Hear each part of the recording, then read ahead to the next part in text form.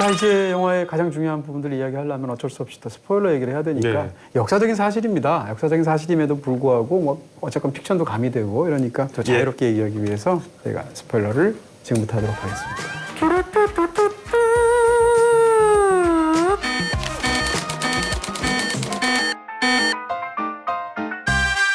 이 영화가 역사에 대해서 어떤 명확한 입장을 굉장히 센 목소리로 비판적으로 얘기하는 영화는 아닙니다. 네. 근데 영화를 보면 가장 묵직하게 다가오는 부분이 있죠. 시모노세키 항에서 두 사람의 운명이 네.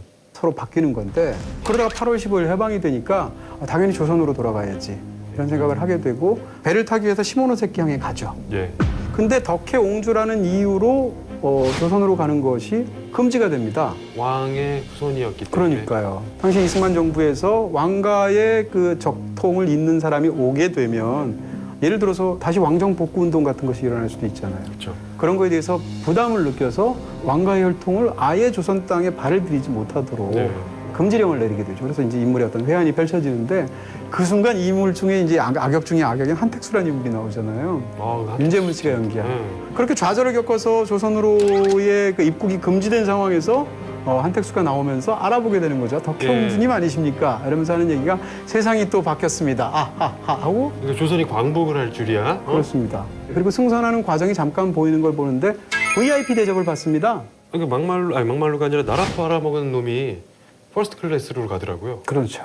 가장 큰 피해를 입었던 그 대한제국의 사람들은 아예 나라에 갈 수도 없는데. 그렇죠. 입국을 거부당하고. 그렇습니다. 근데 그 장면은 이제 이렇게 목소리가 높지 않은 영화에서도 굉장히 울림이 깊은 그런 비판적인 부분이 있고요. 해방 이전에 일제시대의 친일파들이 거기서 굉장히 많은 이익을 자기가 개인적으로 얻었잖아요. 민족을 네. 배신한 대가로. 근데 그것이 해방 이후에 제대로 친일파들이 청산되지 못했잖아요. 네. 그 친일파들의 상당수가 그대로 45년 이후에 대한민국 역사의 상위 그룹들을 이루게 됐잖아요. 그런 역사에 대한 한탄, 네. 그런 데 대한 비판 같은 것이 굉장히 극적으로 묘사가 되고 있죠. 네. 그때 그 하택수의 그 퍼스트 클래스로 이렇게 쫙 가는 장면만 봐도 아는 역사적인 사실이라고 해도 그렇습니다. 눈으로 스크린에서 확인을 하는 걸 보고 네. 정말 화가 많이 나더라고요. 네, 결국은 그렇게 입국이 금지되는데 그 이후에 1962년도에 네. 다시 대한민국으로 오게 되죠. 그 시모노세키 항에서 일도 있었고 또 수많은 고초를 겪은 일도 있었고 역사적으로도 덕혜옹주가 이혼을 하게 되고 그 안에 딸의 죽음도 있었고. 딸은 심지어 자살을 했죠. 영화에도 네. 잠깐 묘사가 되는데 그리고 정신병원에 입원을 하게 되죠. 예. 그 과정 속에서 이 김장한이 덕혜옹주를 모셔오게 되는 네. 그런 이제 과업을 성공하게 되는데 네. 62년도에 김포공항에 딱 도착을 하죠. 근데 거기서 굉장히 이색적인 네, 굉장히 눈물 나는 그 영화의 명장면이라고 또 생각을 하는데 국장이라고 하나요? 문이 딱 열리면서 네. 걸어 나갈 때 평소 예전에 어린 시절 그 덕혜옹주를 모시던 네. 궁녀분들이 한복을 입고 네네. 다 사진 기자들과 함께 나와서 네. 큰 절을 올리죠. 네. 근데 전 그 입국장 문이 열릴 때 제일 먼저 찾은 게 목순을 찾았었거든요. 근데 가장 가운데 조그맣게 목순이 울기 시작하죠. 그렇죠. 근데 저한테는 네. 또 인상적인 장면이 아니었나. 네. 라미란 씨 관련된 씬들이 저한테는 다 정말 호방하게 웃기도 한 가장 마음 짠한 장면들이 많았었거든요. 네. 그 덕혜옹주가 사실 정신이 피폐해져 있고 라미란 씨를 떠나보낸 지 이미 30년의 세월이 흘렀잖아요. 근데 그 입국장에서 그 많은 옛 궁녀들 중에 정가운데 있는 걸 바로 알아보죠. 네. 근데 알아봐 줄 때도 우리 또 고마운 마음이 들잖아요. 관객 예. 입장에서. 그래도 알아봐 주는구나. 이런 예. 마음이 들고 이제 펼쳐지게 되는데 근데 어떤 사람들은 이제 그렇게 영화에서 절하는 장면이 한 3번 정도 나오잖아요. 큰 절하는 장면이. 네. 근데 그것이 약간 너무 과한 게 아니냐 이렇게 말씀하시는 분들도 제 주변에 있더라고요. 저는 그렇게 생각 안 해요. 네, 왜냐하면 1962년은 해방 이후에 17년밖에 지나지 않은 상황이에요. 그 젊은 시절, 중년 시절을 그 아기 씨를 모시면서 공녀로 살아왔다면 설사 일제 35년의 강점기가 있다 하더라도 네. 35년, 36년의 강점기가 있다 하더라도 그렇게 모셨던 예전에 그 옹주님이 왔을 때 당연히 그런 한복을 입고 나가서 네. 당연히 그런 절을 하고 싶은 마음이 있지 않을까요? 그런 면에서 본다면 저는 굉장히 리얼리티가 있는 장면이라고 생각합니다. 그때 영상이 어딘가 있다고 하더라고요. 62년도에 김포공항에서 그래요? 입국을 해서 그 절을 하는 장면이 있대요? 네, 누군가 아기 씨하고 막 소리치는 장면도 어딘가 영상이 그럼 있었다는 뭐 얘기를 더더욱 봐서 그렇겠네요. 진짜 이게 네. 리얼리티가 아닌가. 그때 영상을 본 사람이 그대로를 재현했던 게 아닌가라는 생각이 들기도 뭐 하고. 저는 그건 몰랐고요. 어찌됐건 주변에서 이렇게 많은 분이 있어서 이 방송을 통해서 그분께 말씀을 좀 드렸습니다. 근데 이제 영화를 다 봤는데 영화 좀 아쉬운 부분들도 있잖아요. 가장 큰 건 저한테 음악.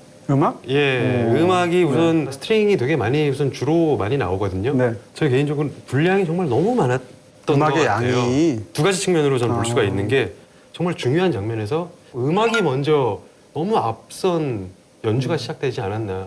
또 기술적으로 보면은 음악의 볼륨이 너무 크지 않았나. 네. 조금만 작았어도 여러 가지 것들이 더 잘 살 수 있었을 텐데 제 개인적으로는 많이 좀 저는 해쳤어요 저한테는. 이제 영화에서 이제 제가 아쉬웠던 부분은 어떤 부분인가 하면 이 영화는 단점이 많지 않은 영화라고 생각이 들어요. 근데 네. 딱 보면서 무슨 생각이 드냐면 부산행하고 이제 비교하고 싶은데 부산행이라는 영화는 사실 단점이 굉장히 많아요. 네. 근데 부산행의 강점은 이런 수많은 단점들을 완전히 압도할 수 있는 굉장히 큰 에너지 그리고 어떤 그 신선한 장르적인 열기 이런 게 있다는 거거든요. 덕혜옹주 반대인 것 같아요. 덕혜옹주는 영화의 거의 모든 부분이 괜찮습니다. 전반적으로 성적이 고르게 우수한 모범생 영화 같다. 아. 그런데 그 모범생이 주는 개인적으로 굉장히 특출난 매력은 없는 것 같은 예. 그런 느낌들이 좀 들어서 전반적으로 이렇게 확 끄는 맛은 없지 않겠나. 팩션으로 이야기들을 집어넣어도 어떤 부분들이 있고 한계가 있죠 또. 처음부터 끝까지 사실상 역사의 순환을 당하는 인물 얘기잖아요. 네. 그런 측면에서 영화가 가라앉을 수밖에 없는 측면이 있을 텐데 단순히 그런 소재뿐만 아니라 영화의 전체적인 매력도 그런 부분들이 좀 없지 않겠다. 좀 엣지가 좀 없다고 그럴까요? 엣지. 네. 근데 정말 그런 거, 뭐 역사적 사실 어떻게 말하면 뭐 영화의 완성 모든 걸 다 떠나서 그런 마음으로 극장을 찾는 분들도 굉장히 많거든요. 아, 나 어디 울 영화 없나? 그렇죠. 아니면 정말 뭐 확 추격신을 보면서 뭔가 확 숨통 트이게 하는 영화 없나? 그런 기준으로 영화를 선택하는 분들도 굉장히 많이 있어요. 네. 상황에 따라서. 깊은 울림? 울고 싶으면은 덕혜옹주 보면 될 것 같은 느낌이 들어요.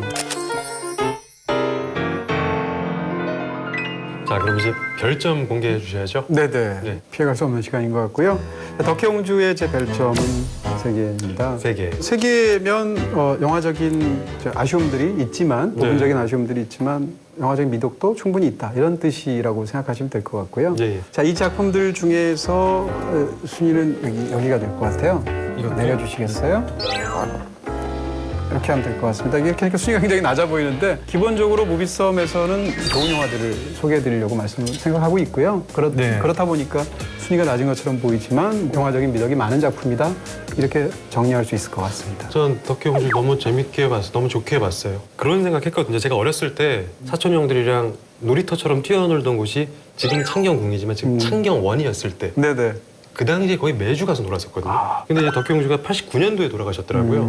근데 제가 같이 있었던 것 같은 생각이 들어요. 거의 매주 거기 가서 놀았기 때문에. 어린 시절 추억이 생각나기도 예, 하는. 창덕궁의 낙선제에서 돌아가셨으니까 창경원의 그렇죠. 끝쪽이랑 거의 100m도 안 되는 맞닿은 곳이에요. 그럴 수 있겠네요. 예. 영화의 마지막에 낙선제에 대한 그 덕혜옹주의 친필 글씨가 나오는데 예. 저는 그 장면이 제일 슬프더라고요. 글씨 자체가 굉장히 슬퍼요. 영화를 보시면 무슨 뜻인지 아실 것 같은데. 자, 어쨌건 이렇게 해서 저희가 순위를 마련해서 여러분들께 보여드렸습니다. 네. 저희는 또 다음 주에 뵙도록 하겠습니다. 수고 많으셨고요. 네. 감사합니다. 예.